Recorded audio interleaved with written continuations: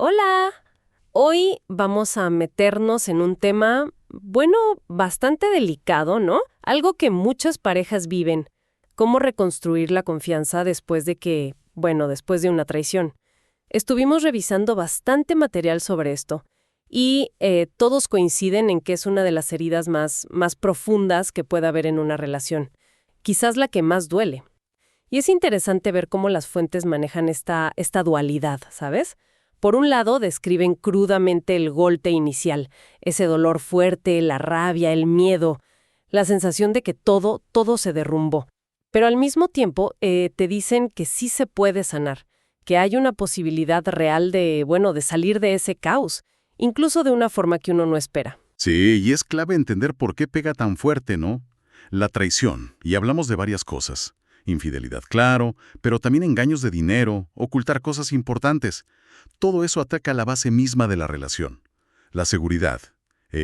La idea de que hay un proyecto juntos. Es como si le quitaras los cimientos a una casa, ¿no? Por eso el proceso de enfrentarlo es, emocionalmente muy intenso.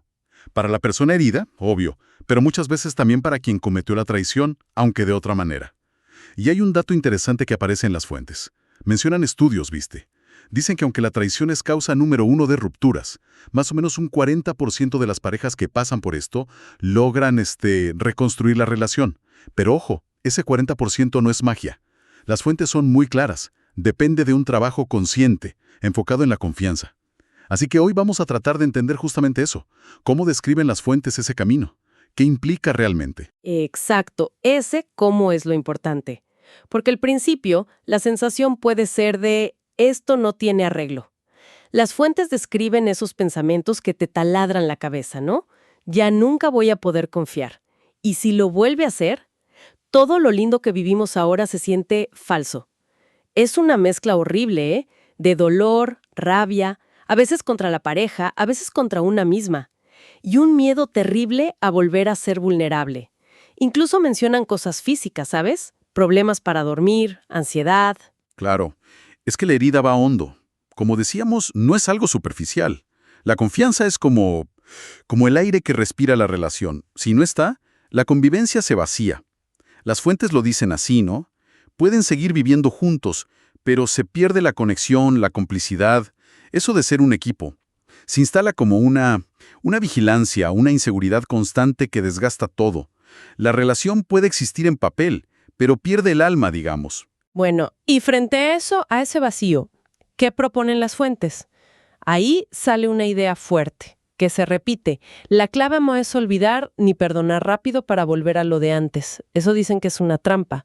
La meta es más bien crear activamente una nueva base para la relación, diferente, construida sobre cosas más explícitas, respeto, sí, pero sobre todo una transparencia, que quizá antes no estaba a ese nivel. Dicen algo como forjar una nueva forma de relación donde la confianza se demuestra día a día. Es casi como empezar de nuevo con la misma persona, pero sobre otros cimientos. Precisamente. Y esa construcción no es algo en el aire, ¿eh? Las fuentes identifican pasos bastante concretos, como los primeros ladrillos, digamos. El primero, y este es fundamental, reconocimiento pleno y asunción de responsabilidad. O sea, que la persona que falló acepte lo que hizo. Y esto es más que un perdón, ¿eh? Implica admitir todo, sin excusas, sin minimizar el daño, tipo no fue para tanto, sin echar culpas, bueno, es que tú también, ni justificarse. Requiere ser transparente sobre lo que pasó, lo que la persona herida necesite saber para entender. Y, muy importante, demostrar con palabras y hechos que hay arrepentimiento real y ganas de arreglar las cosas. Las fuentes insisten, si esto falla, no se avanza. Me imagino que ya ese primer paso debe ser dificilísimo. ¿Y qué pasa si la persona que falló no está dispuesta a esa responsabilidad total? ¿Dicen algo de eso? Sí, lo mencionan como una de las razones principales por las que la reconstrucción fracasa. Si no hay esa aceptación clara, si siguen las excusas, las fuentes sugieren que el camino se pone casi imposible. No se puede empezar a construir confianza sobre algo inestable, ¿entiendes? La disposición a enfrentar el propio error es el punto de partida, sí o sí. Entendido. Superado ese ese primer gran obstáculo, ¿qué sigue? ¿Cuál es el siguiente paso para sanar? El segundo paso clave es crear y mantener un espacio seguro para la expresión y la sanación. O sea que la persona traicionada tiene que poder decir todo lo que siente. El dolor, la rabia, la confusión, el miedo, todo. Sin que la juzguen, sin que la apuren diciéndole ya supéralo o le digan estás exagerando. Y fundamental, tiene que poder hacer todas las preguntas que necesite, aunque sean incómodas o repetitivas para el otro. Y necesita respuestas claras, honestas. Las fuentes lo subrayan mucho. Si el que falló evita responder o miente para no herir más o se queda callado, eso es terrible. Cada pregunta sin respuesta honesta es como echarle sal a la herida. Este espacio, que muchas veces se da mejor en terapia, es vital para que la persona herida pueda empezar a entender y validar lo que le pasó. No es un juicio eterno, es una necesidad para poder sanar. Eso de las preguntas repetitivas es interesante. Sugieren cómo manejarlo para que no se vuelva algo destructivo. Sí, reconocen que es un punto delicado. El consejo suele ser entender que, muchas veces, repetir la pregunta no es para saber algo nuevo, sino para reasegurarse o para procesar la emoción de la respuesta otra vez. La clave, dicen, es la paciencia y la coherencia en las respuestas del que falló. Demostrar que ya no hay nada oculto. Claro que también señalan que, poco a poco, es bueno que la persona herida intente también mirar hacia adelante, no solo al pasado. Pero sin forzarlo, ¿eh? Cada uno tiene su ritmo. Tiene lógica. Reconocimiento, espacio para sanar y luego cómo se empieza a construir esa nueva base de forma activa. Ahí viene el tercer paso. La construcción explícita de nuevos acuerdos y compromisos observables. Ya que se reconoció el daño y se dio espacio al dolor, hay que pasar de las intenciones a las acciones. Acciones concretas que se puedan ver. Esto significa definir juntos cómo va a ser la relación de ahora en más. ¿Qué quiere decir transparencia en el día a día? Puede ser acordar cosas como compartir agendas, tener acceso a los celulares, si eso le da seguridad a la persona herida y ambos están de acuerdo, claro. Establecer rutinas para hablar más seguido y más profundo. Por ejemplo, tener un rato cada semana solo para ver cómo están con la relación.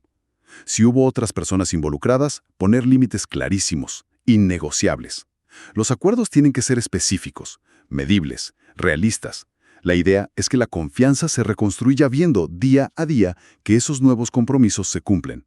Es la acción constante la que repara, no solo las palabras. Suena a un proceso súper estructurado y agotador, la verdad. Las fuentes seguro recalcan que se necesita una energía y una voluntad enormes, ¿no? Totalmente. Ninguna fuente dice que esto sea fácil o rápido. Requiere disciplina, paciencia y una motivación muy fuerte de ambos. Pero esa estructura es lo que, según argumentan, permite salir del círculo vicioso de dolor y sospecha y empezar a poner bases sólidas para el futuro. Para que no quede tan en el aire, mencionaste que las fuentes daban un ejemplo práctico. ¿Nos puedes contar un poco más de esa pareja? ¿Ayuda a ver cómo funciona esto en la vida real? Claro. Es el caso de una pareja que pasó por una infidelidad, y parece que fue algo que duró un tiempo. La situación al principio era, comunicación totalmente rota. Ella, la persona traicionada, estaba hundida en la desesperación.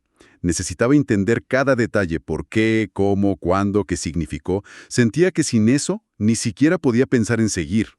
Él, por otro lado, estaba, paralizado por la culpa, la vergüenza, y con un miedo terrible a ser totalmente honesto, ¿sabes? Miedo de causar más dolor o de que ella lo dejara definitivamente. Estaban como atascados. Un escenario que lamentablemente debe ser bastante común. ¿Y cómo salieron de eso, según el relato? Buscaron ayuda. Fueron a terapia de pareja. Y el foco principal fue justamente trabajar esos pilares que comentamos. Primero, mucho trabajo con él para que asumiera la responsabilidad, sin peros. Luego, crear espacios seguros, sesiones estructuradas, para que ella pudiera preguntar y sacar todo su dolor, y él aprendiera a escucharla de verdad, a responder con honestidad, validando lo que ella sentía. Y clave, empezaron a poner acuerdos de transparencia muy concretos. Él se comprometió a contar cosas de su día sin que ella preguntara, a avisar si había alguna situación que pudiera generarle inseguridad a ella.